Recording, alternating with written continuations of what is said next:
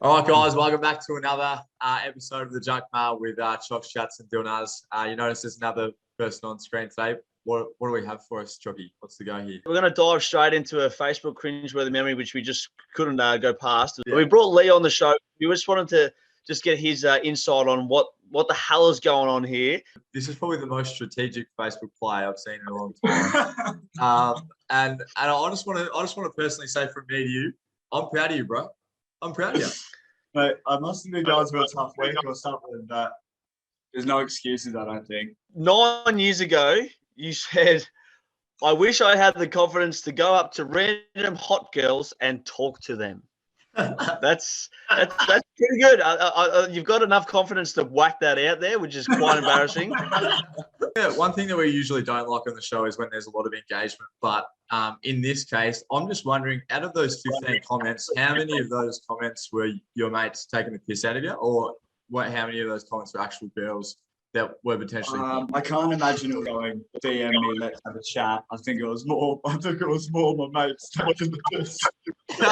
You might have got maybe one or two sympathy ones, and then you're just like, oh, it's not worth following up. So obviously living in London at the moment, was that just because you couldn't really deal with the abuse that you were getting in Australia after this status? I had to find a new audience. People who didn't know how much of a loser I was. So. We know you're a busy man on the other side of the world, and thanks a lot for coming on our show, mate. You've already made the episode. No, thanks, fellas. Good luck to you, and I'll see you in February. So moving on to obviously what the biggest sporting moment of the week was. Big Maxi reverse sweep to win the T20 World Cup for Australia. Australia's obviously never won the T20 World Cup, so it's really big in our history. One of the biggest things on the whole day was Mitch Marsh hit a six off the first ball as well. Then he went on to make 77 not out for the whole game in a match-winning performance. 2 months out from this series, I don't know, you're probably tuning into a lot of this stuff and probably getting really nervous about it because you are such a cricket fan. You think, cricket. How's Australia going to win the T20 World Cup from here? 2 months out, cricket. We've only won two of the last 10 T20s. We've got Finch who's recovering for a knee injury.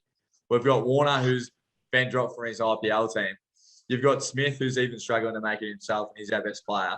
Fast forward to a couple of days ago in the change rooms. This makes me jealous. Put the shirt right on ice! Where's your credit card?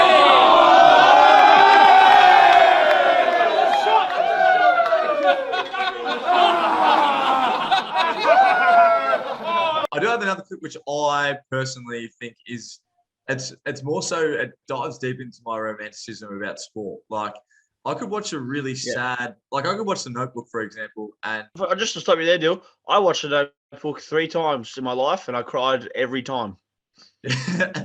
Mitch Marsh has proven some doubters here in this series. He's gone from being very much so a person that Australia hates to being someone that we can't not love. Well, even someone this is a good point, Dill. Even someone like myself who isn't a massive fan of cricket. Hey, don't get me wrong. I'll watch it. Also, I said, don't get me wrong. I'll watch cricket. I'll watch cricket. I'll snack a few sixes for fours and off the middle gully on the leg side, skittle me off. But I'm not a massive fan of cricket, and even I love Mitch Marsh. Yeah, you can't not love him, and this is exactly why. This clip is why. You always seem to divide opinions in Australia. Have you ever given a thought to why? Yeah, most of Australia hate me. Look, Australians are passionate. They love their cricket. They want people to do well. It's no doubt that I've had a lot of opportunity at Test level and I haven't quite nailed it, but hopefully they can respect me for the fact that I keep coming back, and I love playing for Australia. I love wearing the baggy green cap, and I'll keep trying, and hopefully I'll win them over one day.